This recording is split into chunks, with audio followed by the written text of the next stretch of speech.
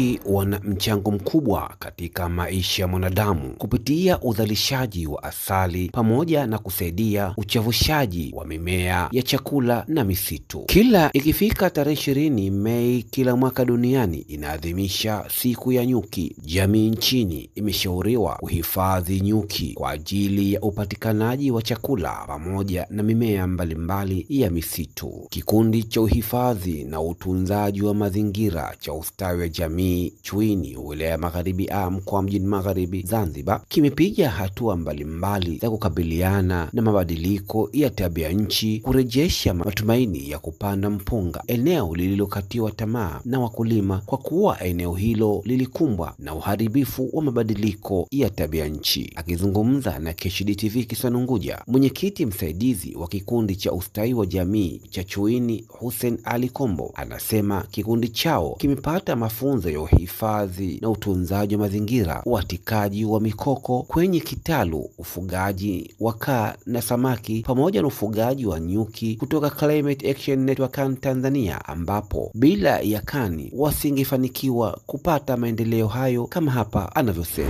Naitwa Hussein Ali Kombo, mwenyekiti msaidizi katika kikundi chetu hichi cha ustawi wa jamii. Na kwa niwashukuru kani ambao walitupa mafunzo, kwa sababu tulikuwa tunafanya kitu kiholela holela, lakini tumepata mafunzo hivi sasa hivi. Miti mnaiona ile pale imekuwa ni mwanzo tulikuwa tunapanda hivi, lakini sasa hivi tunapanda kwa kitalu kama nilivyokiona hichi hapa, tunatika alafu tunapanda. Kwa hivyo tumepata faida nyingi, kwa sababu tumejengwa uzio wa kaa, tuna mabwawa ya samaki, tuna mizinga ya nyuki. Kwa hivyo tunategemea kwamba uwezo wa Allah tutapata faida kutokana na kani ambao jinsi walivyotuwezesha, na sisi wenyewe tulipochangamka tunapata faida tu. Suleiman Mwalimu Idi ni mwanachama katika kikundi cha ustawi wa jamii Chuini Kisiwani Unguja. Anaelezea jinsi ya walivyofanikiwa katika ufugaji wa nyuki katika mikoko. Kwa jina naitwa Suleiman Mwalimu Idi, ni mwanachama wa ustawi wa jamii Chuini. Kazi yetu tunajishughulisha na upandaji wa mikoko na ufugaji wa samaki, ufugaji wa nyuki na ufugaji wa kaa. Lakini tumejikita hasa katika ufugaji wa nyuki. Nyuki ni mdudu ambaye ana faida kubwa sana kwa binadamu, kwa sababu nyuki ni mdudu ambaye anazalisha asali. Asali ina mambo mengi sana kwa binadamu. Sisi tumejikita kwenye ufugaji wa nyuki kwa sababu ni mdudu ambaye tumepewa mafunzo. Tunashukuru mpaka sasa hivi tunaendelea nayo vizuri. Kwa hiyo nyuki wako aina mbili. Kuna nyuki wanouma na nyuki wasiouma. Nyuki wanouma wamegawika aina tatu. Kuna nyuki wa pwani, kuna nyuki wa tambarare na kuna nyuki wa ardhini. Sisi huku tunafuga nyuki wa pwani, sababu ni tuko pwani, tunajishughulisha na upandaji wa mikoko. Kiutaalamu, nyuki kifika kipindi cha masika ni lazima asali yao ya waile. Sasa ninavyotakiwa mkitega nyuki, mwende na kalenda ile ya utegaji wa nyuki. Mjue sasa hivi tumetega tarehe fulani, kifika tarehe fulani uvunaji wa nyuki tayari. Ukivuka ule muda, basi nyuki lazima asali yao wataila. Zitaja faida ambazo zinazotokana na nyuki, Suleiman anasema asali ni dawa. Pia asali inatengenezwa vitu mbalimbali kama vile lipstick, inatengenezewa kifua kwa ajili ya dawa kama nilivyosema mwanzo.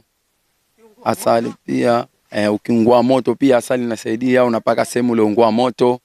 Asali ambayo ilikuwa bora zaidi ni asali ambayo ya mikoko.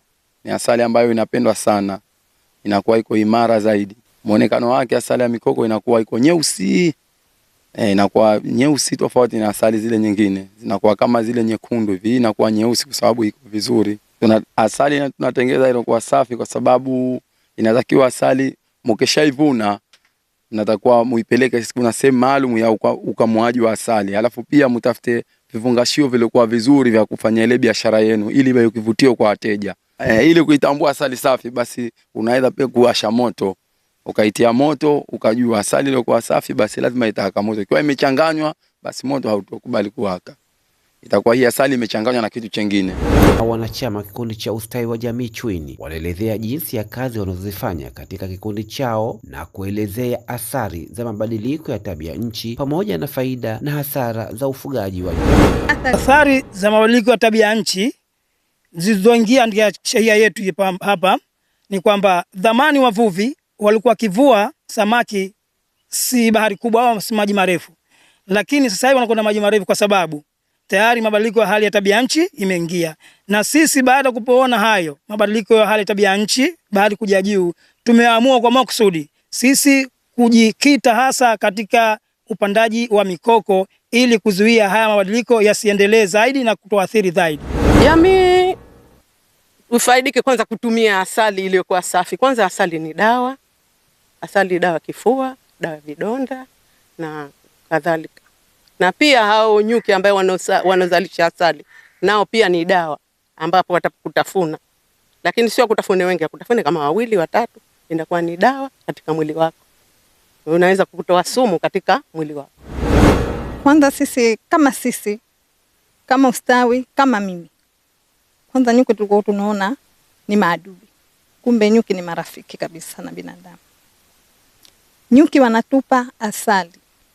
Kitu ambacho sisi tunafaidika kwamba tulikuwa hatujui asali inafugwaje.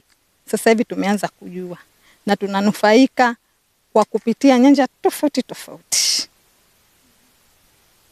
Kwa mfano, tulipoanza kufuga asali, tumeijua hasa ile ladha ya asali yenyewe, taste original. Tofauti na zile asali ambazo tunauziwa. Kwamba athari tulizopata kwamba katika mashamba yetu kwanza ya kulima, tukiwemo kama mpunga hapa jirani tunapo, walikuwa watu walima mpunga, lakini sasa hivi hawalimi mpunga kwa sababu tayari maji bahari yanakuja, kwa sababu tayari hayana kiziwizi kwa ile ukataji wa miti ile ovyo. Tumepelekea hapo kwa maji yanakuja kwa kasi juu. Kwa hiyo tumeamua sisi kujitolea na kufanya hii kazi ili kupunguza athari hii ya mabadiliko ya tabia nchi, ili bahari isije juu kwa kasi zaidi. Na tumejikita pia katika ufugaji wa samaki, ili hawa samaki kwamba watu wanaenda huko bahari kuu au kwenda mbali kutafuta samaki. Sasa hivi tunasababisha kwamba kupanda mikoko ili hawa samaki waje huku, kwa sababu tunajua kwamba samaki wanazaa au wanakuja kutaga katika mikoko.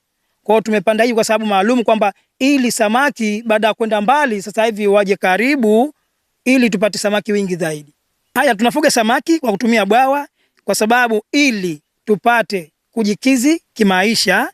Climate Action Network Tanzania remains committed to strengthening the contribution of local actors for a climate resilient society in Zanzibar. Can Tanzania think, act, and transform?